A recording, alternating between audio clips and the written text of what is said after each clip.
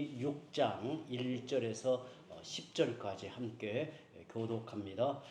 이스라엘 자손이 또 여호와의 목전에 악을 행하였으므로 여호와께서 7년 동안 그들을 미디안의 손에 넘겨주시니 미디안의 손이 이스라엘을 이긴지라.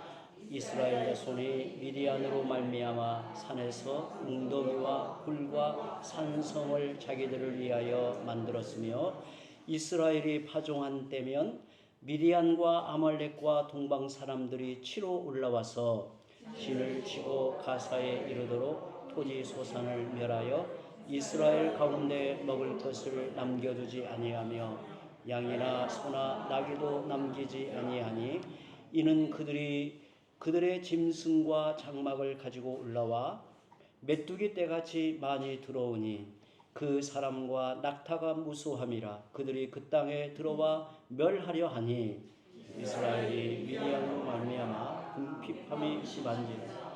이에 이스라엘 자손이 여호와께 부르짖었더라.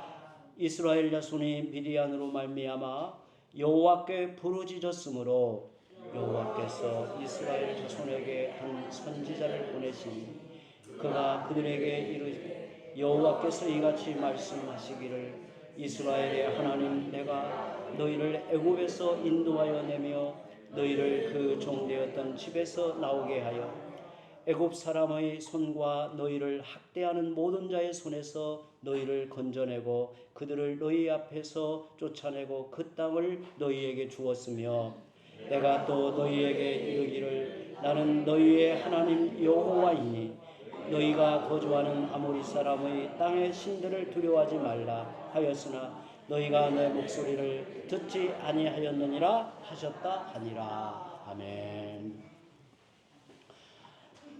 여러분은 혹시 삶 속에서 왜 나는 항상 똑같은 문제로 넘어질까 하는 고민을 해보신 적이 있습니까? 말씀을 듣고 은혜를 받아 결심하고 내 마음을 결단하지만 어느새 제자리에 돌아와 있는 부끄러운 내 모습을 발견할 때가 있습니다. 사람은 조금만 편해지면 하나님을 잊어버리고 옛 습관으로 돌아가는 연약하고 완악한 본성이 있다는 것을 우리 모두는 경험적으로 알고 있습니다. 오늘 본문은 우리에게 암울하지만 매우 익숙한 말씀으로 시작을 합니다. 1절에 이스라엘 자손이 또 여호와의 목전에 악을 행하였으므로, 우리가 사사기를 읽어보면 이 말씀이 반복해서 익숙하게 우리에게 들려지는 것을 봅니다. 우리말 성경은 단순히 악을 행했다고 표현하지만 사사기 원문에는 그 악이라고 되어 있습니다. 특정하진 않아도 누구나 알 수 있는 매번 넘어지고 실패하는 이스라엘의 고질적인 죄가 그 악이라는 말에 담겨져 있습니다. 이스라엘의 고질병은 구원의 하나님을 외면하고 세상의 안락과 탐심을 채우려고 했던 우상 숭배였습니다. 결국 이 죄로 인하여 이스라엘은 미디안에게 모든 것을 약탈당하는 극심한 7년의 고통을 겪게 됩니다. 과연 이런 모습이 과거 이스라엘만의 역사일까요? 지나간 고대의 이스라엘 역사에만 해당할까요? 오늘 말씀을 통해 우리 안에 있는 고질적인 죄를 직시하고 그럼에도 불구하고 우리를 내치지 않으시고 말씀으로 임하시는 하나님의 은혜를 확신하는 시간이 되기를 바랍니다.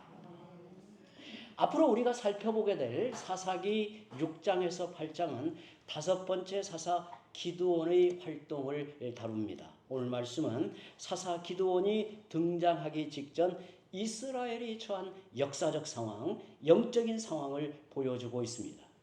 이스라엘의 고질적인 병폐는 무엇이었는가? 10절 말씀을 함께 읽어보죠. 내가 또 너희에게 이르기를 나는 너희의 하나님 여호와이니 너희가 거주하는 아모리 사람의 땅의 신들을 두려워하지 말라 하였으나 너희가 내 목소리를 듣지 아니하였느니라 하셨다 하니라. 구원의 하나님을 외면하고 세상의 힘과 풍요를 상징하는 이방의 신들을 두려워하며 섬기는 우상 숭배가 그들의 고질병이어서요.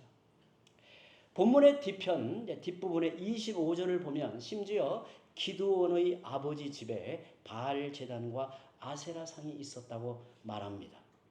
이걸 보면 당시 이스라엘 백성들이 집집마다 우상을 공공연하게 들여놓고 살았음을 보여줍니다. 우리도 요즘에는 보기 어렵지만 옛날에 어느 이렇게 집을 가보면 정말 우상을 섬기는데 극성인 분들 보면 뭐 여러 곳에 그 우상을 이렇게 놓고 늘 기도하고 또 의식하며 사는 것을 봅니다. 옛날에 그걸 뭐라고 하는데 제가 이제 하도 오래되니 이제 기억도 안 납니다. 그래서 농촌에서 또 시골에서 목회하시는 목사님들의 이 이야기를 들어보면 그것을 이게 이제 다 걷어내고 이제 태워야 되는데 겁이 나서 못 하는 거예요. 그러면 이제 누구에게 그걸 부탁하냐면 이제 목사님에게 이제 부탁을 해요. 목사님 저것을 다 걷어다 이렇게 태워주시기 바랍니다. 자기가 하면 큰 일을 당할까 봐서 이제 겁이 나는 거죠. 이런 일을 참 옛날에 우리 주위에서 많이 보았던 일들이죠. 그런데 이 이스라엘 백성들의 모습을 보면 그 당시에 공공연하게 우상을 집집마다 이렇게 들여놓고 살았던 것을 보게 됩니다. 사실 이것은 사사기 전체의 패턴이기도 하죠. 사사기 2장 11절에서 19절에 말하고 있듯이 그들은 조금만 살만하면 여호와를 외면하고 주변 이방신들을 쫓았습니다. 그러면 하나님이 진노하사 노략자의 손에 그들을 넘기시고 고통 가운데 부르짖으면 사사를 보내 구원하시는 역사가 사사기에서 보게 되는 겁니다. 그러나 사사가 죽으면 그들은 기다렸다는 듯이 또다시 타락하여 우상을 섬기며 하나님을 멀리합니다. 과연 이것이 이스라엘만의 문제일까요? 우리가 사사기 말씀을 보면서 이 사사기에 말하고 있는 이 말씀이 과연 이스라엘에만 문제일까요? 저는 대학 다닐 때 이 김홍전 박사가 쓰신 이 사사기라는 책을 읽고요. 사실 굉장한 이 고민에 빠뜨렸습니다. 그것은 바로 제가 몸담고 있고 신앙생활하고 있는 한국 교회의 현실을 너무나 정말 이 실제적인 이 말씀의 적용으로 드러내고 있는 책을 읽거든요. 제 자신이 부정당하는 것처럼 느껴졌어요. 그리고 이제 신학교에 들어가서 그 책을 다시 이렇게 보니까 참 놀라웠던 것은 그 70년대에 한국 교회를 향해서 그런 설교를 하셨다는 것이 신비롭게 느껴질 정도로 정말 예수 믿으면 복받고 열심을 내면 만복을 누리고 만사형통하고 정말 기도하면 무엇든지 다 만사형통한다라는 그런 이 가르침 속에 있는 한국 교회를 향해서 이 사사기의 말씀을 통해 던지는 그 시대의 메시지는 제 이 어린 마음에 큰 고민을 안겨줬어요. 참 교회는 과연 어디에 있다는 말인가? 나는 어떻게 그 교회를 이룰 수 있다는 말인가? 제 자신의 이 존재를 흔들어 놓았어요. 저는 지금도 이 사사기의 말씀을 보면 볼수록 오늘 우리의 이야기를 하고 있구나라는 생각을 하게 됩니다. 부패한 인간 본성의 끈질긴 패턴을 우리는 사사기를 통해서 봐요. 조금만 편해지면 내 소견에 옳은 대로 행하고 내 욕심을 채우기에 하나님의 자리에 다른 것을 올려놓거나 심지어 하나님마저도 내 정성에 간복해 복을 주시는 우상처럼 취급하는 형태가 바로 오늘 우리의 모습이 아닐까라는 생각을 합니다. 왜 하나님께서 십계명에 우리는 언약의 말씀으로 받는 그 십계명의 첫 번째와 두 번째 하나님 외에는 다른 신들을 섬기지 말고 하나님을 어떤 형상으로 만들어 섬기지 말라는 명령을 주셨을까? 왜 그랬을까? 사실 1계명, 2계명은 우상 숭배의 문제를 다루고 있잖아요. 첫 번째 계명에 말하고 있는데 그 이유가 뭘까요? 우상 숭배는 하나님이 가장 싫어하시는 죄이기도 하지만 인간이 가장 쉽게 본능적으로 범하는 죄이기 때문에 인간의 본성에서 일어나는 이 죄라는 말이죠. 하나님의 진노를 일으키는 대표적인 죄가 바로 우상 숭배입니다. 구약 성경에 보면 우상 숭배를 대하여 선지자들은 그것은 하나님과의 언약 관계에서 배반하는 것이다. 언약을 깨트리는 것이다라고 말합니다. 그럼에도 이스라엘은 대놓고 여호와의 목전에서 우상을 섬기고 있었습니다. 그만큼 인간의 부패한 본성은 하나님 섬기기를 싫어하고 우상을 섬기면서까지 자신의 탐욕을 채우려고 하는 겁니다. 이 고질병을 어떻게 고칠 수 있다는 말입니까? 어떻게 고칠 수 있다는 거예요? 하나님은 이런 자기 백성을 미디안의 손에 넘겨주셨다고 합니다. 그 결과 그들은 너무도 고통스러운 7년의 세월을 보냅니다. 너무도 고통스러운, 견딜 수 없는, 정말 인생의 가장 밑바닥을 경험하게 만든 이 미디안의 압제 7년 세월을 보내게 만들어요. 2절에서 5절까지 함께 읽어보죠. 미디안의 손이 이스라엘을 이긴지라 이스라엘 자손이 미디안으로 말미암아 산에서 웅덩이와 굴과 산성을 자기들을 위하여 만들었으며 이스라엘이 파종한 때면 미디안과 아말렉과 동방 사람들이 치러 올라와서 진을 치고 가사에 이르도록 토지 소산을 멸하여 이스라엘 가운데 먹을 것을 남겨두지 아니하며 양이나 소나 나귀도 남기지 아니하니 이는 그들이 그들의 짐승과 장막을 가지고 올라와 메뚜기 떼와 같이 많이 들어오니 그 사람과 낙타가 무수함이라 그들이 그 땅에 들어와 멸하려 하니.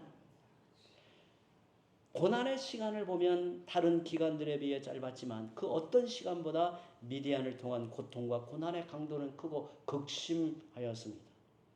파종의 때가 되면 미디안은 메뚜기 떼와 같이 몰려왔다 그래요. 미디안만 온 게 아니라 아말렉과 동방 사람들을 대독에 올라왔어요. 곡식과 토지 소산과 가축들을 약탈하여 쓸어갔습니다. 그들은 장막을 치고 머무르면서 땅의 소산물을 파괴했다는 거예요. 얼마나 그 약탈이 무자비하고 극심했으면 백성들이 산에 굴과 웅덩이와 산성을 만들어 숨었어요. 하지만 그렇게 해도 아무런 소용이 없을 정도로 미디안의 침탈은 심각했다는 거예요. 여기서 우리는 흥미로운 사실을 발견하게 됩니다. 우리가 이 구약 성경을 보면요, 미디안 족속은 과거 모세 때 이제 민수기 31장을 보면 이스라엘에게 거의 멸절되다시피 했던 약소한 족속입니다. 이스라엘 앞에 상대가 안 되는 이 약소한 이 민족이에요. 그러나 이스라엘이 언약 백성의 본분을 저버리고 자기 소견에 옳은 대로 행하자 하나님이 그들을 미디안의 손에 넘기셨고 그 순간 강자와 약자의 위치가 뒤바뀌었어요. 한순간에 약자가 되고 괴롭힘을 당하는 압제 아래 놓이게 되었단 말이죠. 이는 환경의 문제가 아니었습니다. 하나님이 그렇게 행하신 거예요. 하나님을 잃어버린 백성의 삶이 얼마나 순식간에 황폐해질 수 있는가를 보여주는 전형적인 모습이라 할 수 있습니다. 상황이 이 지경에 이르자 드디어 이스라엘은 하나님께 부르짖었어요. 하나님께 죽겠다고 소리를 지른 거죠. 그래서 6절에 보면 이스라엘이 미디안으로 말미암아 궁핍함이 심한지라 이에 이스라엘 자손이 여호와께 부르짖었더라. 이 부르짖는다는 말이 기도했다는 말이 아니라 죽겠다고 도저히 못 살겠다고 막 소리를 지르는 그 모습이에요. 처음부터 하나님을 찾았다면 얼마나 좋았을까요?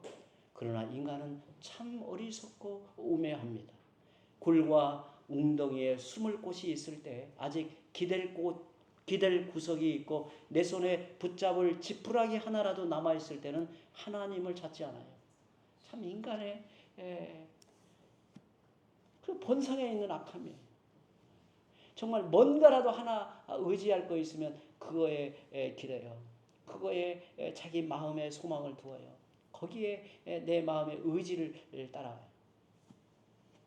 인간이 하나님을 믿고 하나님을 의지하고 산다 해도 뭔가 내게 아무것도 없으면요, 그 불안해서 견디지 못해요. 하나님을 믿어도 어느 정도 돈도 있고 또 건강도 있고 또 사람들과의 관계에서도 뭐 여유롭고 또 사는 것이 어느 정도 보장이 되고 그래야 나이가 들어도 두렵지 않죠. 이게 없으면 이제 견디지 못해요. 막 두려워요.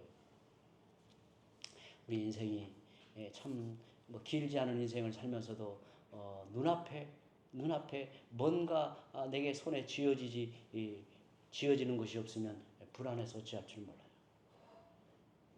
이스라엘 백성들이 영적으로 피폐하고 완악함에 이를 때 그들의 본성이 정말 있는 그대로 드러나는 게 있는 그대로 사람이요 어느 정도 갖추고 있으면요 이렇게 점잖은 척 품위를 유지하는 척 하지만요 완전히 이렇게 극단의 상황에 가면 본성의 죄악이 이제 휘몰아지는 거죠. 자기 힘으로 도저히 안 되는 바닥을 치고 나서야 비로소 하나님께 부르짖습니다. 더군다나 이들의 부르짖음은 죄에 대한 통회나 진정한 회개가 아니었습니다. 그들의 영적 실상을 깨닫고 돌이키는 몸부림이 아니라 단순히 우리가 지금 너무 힘들어 이 고통만 면하게 해달라고 비명을 지르고 있는 1차원적 탄식에 불과했어요. 그런데 여기에 하나님의 놀라운 은혜가 있습니다. 하나님은 회개의 자격조차 갖추지 못한 그저 아파서 부르짖는 자들의 탄식 소리조차 외면하지 않으시고 그들을 불쌍히 여겼어요. 하지만 이번에는 구원의 방식이 이전 사사들과는 조금 다릅니다. 미디안의 압제에서 벗어나게 할 사사를 즉시 보내지 않으시고 한 선지자를 먼저 보내 하나님의 말씀을 듣게 하시는 겁니다. 하나님의 말씀을 들려주셨다는 거예요. 그래서 7절에서 10절 말씀을 제가 봅니다. 이스라엘 자손이 미디안으로 말미암아 여호와께 부르짖었으므로 여호와께서 이스라엘 자손에게 한 선지자를 보내시니 그가 그들에게 이르되 여호와께서 이같이 말씀하시기를 이스라엘의 하나님 내가 너희를 애굽에서 인도하여 내며 너희를 그 종되었던 집에서 나오게 하여 애굽 사람의 손과 너희를 학대하는 모든 자의 손에서 너희를 건져내고 그들을 너희 앞에서 쫓아내고 그 땅을 너희에게 주었으며 내가 또 너희에게 이르기를 나는 너희의 하나님 여호와이니 너희가 거주하는 아모리 사람의 땅의 신들을 두려워하지 말라 하였으나 너희가 내 목소리를 듣지 아니하였느니라 하셨다 합니다. 왜 이렇게 하셨을까요? 여러분 왜 이렇게 하셨을까요? 지금 이스라엘에게 시험한 것은 눈앞의 미디안을 몰아내고 육신의 양식을 채워주는 환경의 변화가 아니었기 때문입니다. 그들의 근원적인 문제는 영적인 파산이었어요. 애굽의 종되었던 집에서 구원해내신 전능하신 하나님을 망각하고 세상의 풍요를 좇아 우상을 숭배한 죄의 본질을 깨닫게 하는 것이 먼저였던 겁니다. 하나님은 고난의 문제를 해결해 주시기 전에 왜 이런 고난을 당하는지 그 영적 원인을 말씀을 통해 즉시 하기를 원하셨던 거예요. 하나님의 말씀 앞에 너희가 왜 이 고난을 당하고 있는가? 너희가 왜 이 영적 파산에 이르러 고통 중에 처하여 있는가를 하나님의 말씀을 통해서 직면하게 하신 거예요. 특별히 그들의 조상 이스라엘이 애굽에 있었을 때 그들이 어찌 하나님의 구원을 받게 되었는지, 그들이 어떻게 약속의 땅에 이르게 되었는지 이 구원의 역사를 전하면서 그들을 보게 하신 거예요. 그들의 근원적인 문제는 언약의 주님을 배반하고 그들을 구원하신 목적과 부르심의 소망을 잊어버린 채 그들의 탐욕을 채우려고 하나님 대신 우상을 섬긴 죄에 있었던 겁니다. 그것이 이스라엘의 고질병이었고 오늘 우리의 신앙 속에 숨어있는 고질적인 문제일 수 있는 겁니다. 영원한 소망이요 기쁨이고 사랑이신 하나님, 우리의 구속자이며 목자이신 하나님, 우리의 피난처여 영광이시며 내 머리를 드시는 여호와 하나님을 외면하고 그 자리에 다른 것들을 받들어 섬기며 의지하는 우상 숭배가 그들의 근본적인 문제였다는 말이죠. 오늘 주의 백성으로 살아가는 우리에게 하나님께서 이 질문을 하고 있는 겁니다. 이 고질병이 오늘 우리에게는 없는가? 사실 이스라엘은 7년이 아니라 더 심한 고통을 당하고 비참해져도 할 말이 없는 백성입니다. 아직 제대로 회개할 마음조차 그들에게 없었어요. 그들의 괴로운 탄식은 자기들의 영적 실상을 깨닫고 돌이키는 몸부림이 아니었습니다. 그저 힘들고 괴로워서 울고 하소연하고 있는 거예요. 이 고통에서 제발 건져달라는 부르짖음입니다. 이스라엘은 마치 줄넘기를 넘듯이 항상 제자리를 반복합니다. 하나님이 주시는 고난의 의미, 형통의 목적을 생각하지를 못했어요. 머리가 있어도 하나님에 이르러가는 생각을 하지 못했어요. 순경이든 역경이든 하나님 앞에 자신의 영적 상태를 돌아보고 힘들어도 한 단계씩 올라가려 하지 않고 제자리에서 오르내리기를 반복할 뿐입니다. 이스라엘의 실상은 지금 이런 상태입니다. 그럼에도 하나님은 7년의 압제가 너무 힘들고 아프다고 부르짖는 그들을 불쌍히 여기시고 한 선지자를 통해 말씀을 그들에게 나타내어 구원을 준비하고 계시는 겁니다. 그들이 진심으로 기도하여 이런 응답을 주시는 것은 아닙니다. 그들이 이런 은혜를 받을 만해서 그런 게 아니에요. 그들의 부르짖음과 기도는 여전히 세속적이며 자신의 고통과 아픔밖에 모르는 수준이지만 이런 하나님을, 이런 이스라엘을 긍휼히 보시는 하나님의 언약적 사랑이 그들을 외면할 수 없었던 거예요.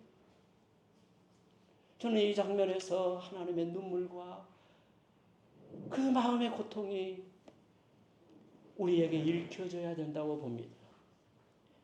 이제 앞으로 기드온을 보내 사사로 세우시고 이스라엘을 구원하시는 이유도 오직 하나님의 은혜와 긍휼 때문입니다. 사실 기도응답의 근거는 우리의 경건이나 열심을 넘어선 하나님의 놀라운 은혜와 사랑입니다. 여러분, 우리의 고질병인 우상 숭배의 죄와 탐심이 어떻게 치료될 수 있는 겁니까? 오늘 말씀에서 보면 외적인 고난과 고통이 아니에요. 육신이 겪는 고난과 고통이 아닙니다. 고난과 고통을 통해서 진정으로 붙들어야 할 하나님의 은혜라는 사실이에요. 하나님의 사랑과 긍휼의 마음을 읽어야 돼요. 하나님의 은혜가 어디에 있습니까? 하나님의 긍휼이 어디에 있습니까? 여전히 깨닫지 못하고 돌이키지 못하는 우리에게 말씀을 들려주심에 있다는 것입니다. 이런 하나님을 가볍게 여기지 않았으면 좋겠습니다. 아직 미디안이 물러가지 않았다고 하나님의 은혜가 어디에 있느냐고 불평하지 않았으면 좋겠습니다. 이스라엘처럼 가나안의 풍요를 하나님보다 더 사랑하면서 하나님을 하찮은 신으로 취급하고 아모리인들의 신들을 더 두려워하면서 하나님을 무시해서는 안 된다는 것을 우리에게 말하고 있습니다. 이스라엘은 하나님이 주신 언약의 말씀을 떠나서 하나님 없는 안락과 평안을 추구했습니다. 하나님은 이런 이스라엘을 미디안의 압제로 인한 뼈아픈 고통으로 다시 회복하려고 하시는 거예요. 다시 회복하려고 하시는 겁니다. 하나님은 이런 이스라엘을 하나님 앞에 바로 세우고자 하신 거예요. 그 고통으로 인해 하나님의 은혜 앞에 다시 돌려 세우려고 하는 겁니다. 자기 백성에게 고통을 날아가실 때 하나님의 마음이 얼마나 아프셨겠는가. 늘 뒷걸음질나고 타락의 늪에서 허덕이는 이스라엘이지만 고난의 시간보다 평안의 세월이 더 길고 오래도록 유지하는 하나님의 마음을 보십시오. 첫 번째 사사온니엘 때는 고통을 받은 시간이 8년, 평안의 세월이 40년이었습니다. 사사아우 때는, 에우 때는 고통의 시간이 18년, 평안의 세월이 80년이었습니다. 드보라와 바락 때는 고통의 시간이 20년, 평안의 세월이 40년. 지금 기드온 때는 고통의 시간 7년 후에 하나님이 허락하신 평안의 세월은 40년이었다고 말합니다. 한결같이 평안의 세월이 더 길고 그 평안을 유지해 주십니다. 그만큼 하나님이 자기 백성들에게 고통의 시간보다 평안의 세월을 통해 그들 곁에 그들을 보호하고 다스리기를 원하신다는 뜻입니다. 그럼에도 잘 깨닫지 못하고 고질적인 우상 숭배의 죄악으로 하나님의 징계와 고통을 자초하는 어리석은 인생이 바로 언약 백성으로 부름받아 하나님 앞에 서 있는 이스라엘이었다는 거예요. 우리의 죄와 불신의 깊이와 넓이와 길이가 이토록 깊고 넓고 끈질깁니다. 성령이 역사하셔서 이런 우리에게 베푸시는 끝없는 하나님의 은혜와 긍휼과 오래 참으심이 얼마나 큰지를 깨닫게 하시고 고난을 통해서라도 치료되지 않은 탐심과 우상 숭배라는 고질적인 죄가 치유되고 하나님을 온전히 섬기며 사랑하는 자리로 나아가는 성도들이 되시기를 바랍니다. 이제 함께 기도와